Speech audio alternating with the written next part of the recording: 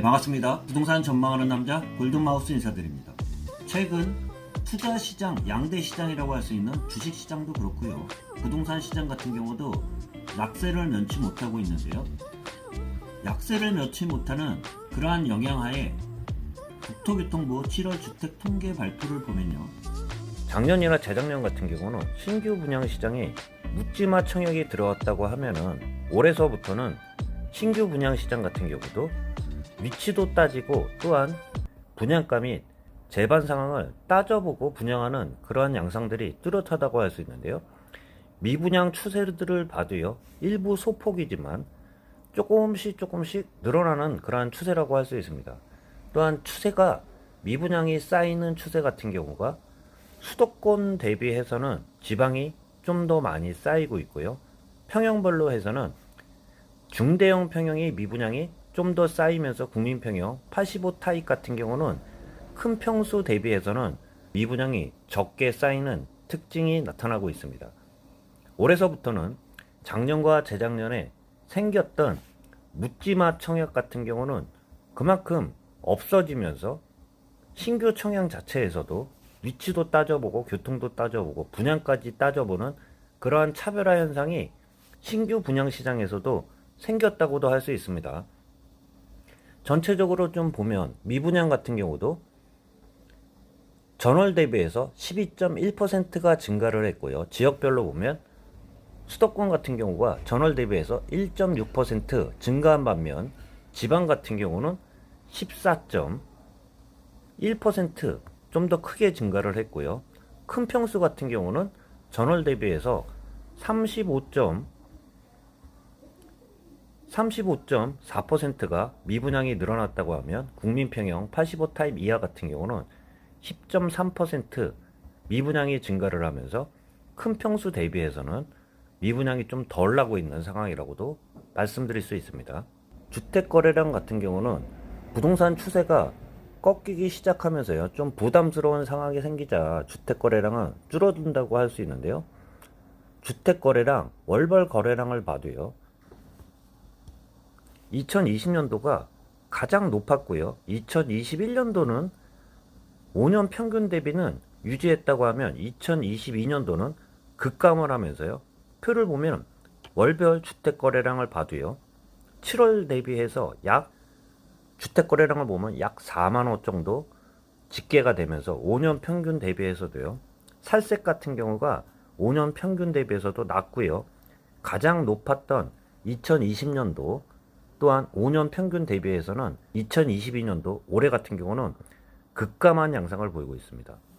서울주택 같은 경우도 같은 양상을 보이고 있는데요.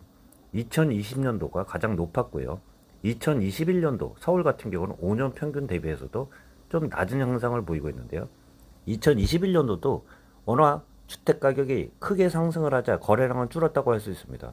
그렇지만 2022년도 대비해서는 약 5천 건 가까이 거래량이 급감한 양상을 보이고 있는데요. 그만큼 주택 가격이 크게 상승을 한 상태에서 좀 꺾이는 양상을 보이자 매매 거래량은 크게 감소를 하면서요.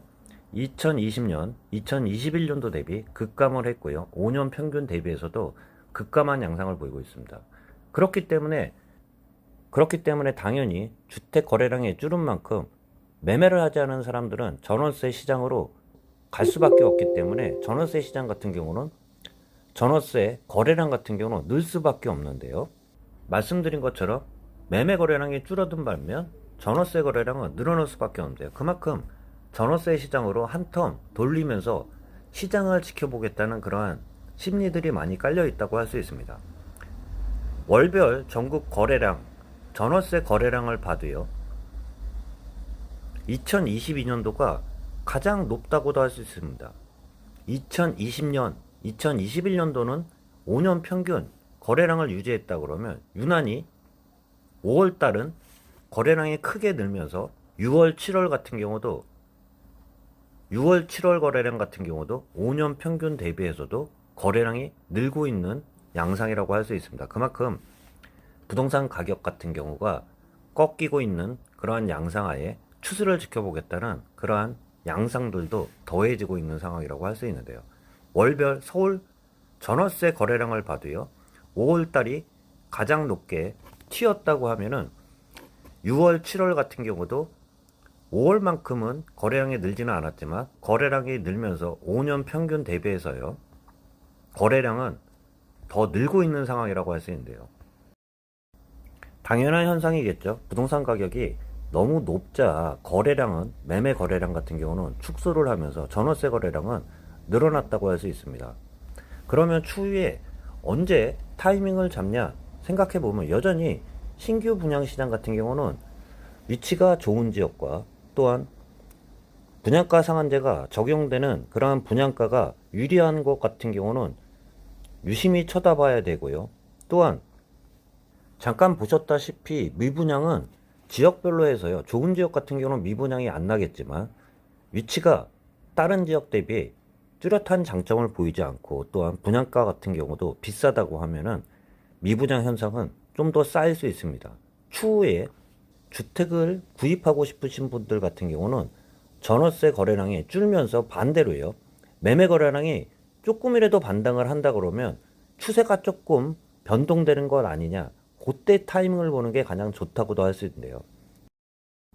앞으로도 미분양 같은 경우는 차별화 시장으로 해서 미분양이 느는 지역들은 계속 늘 수밖에 없습니다. 그렇지만 위치가 좋고 분양가 상한제가 적용되는 지역 같은 경우는 미분양은 덜 할 수 있는 그러한 양상들은 보일 수 있습니다. 추후에는 반대로 주택 거래량이 늘어나고요. 전월세 거래량이 줄어든다고 하면은 지금과 반대 양상을 보이면서 주택 가격 같은 경우도 상승할 수 있는 그러한 그 지표들이 나온다고도 할 수 있습니다. 그렇지만 아직까지는 여전히 부동산 가격 하락과 더불어 거래량과 미분양 같은 경우는 쌓이고 있는 그러한 양상이라는 말씀 드려볼 수 있습니다. 참고하시길 바라면서 영상 마치도록 하겠습니다. 골든마우스였습니다.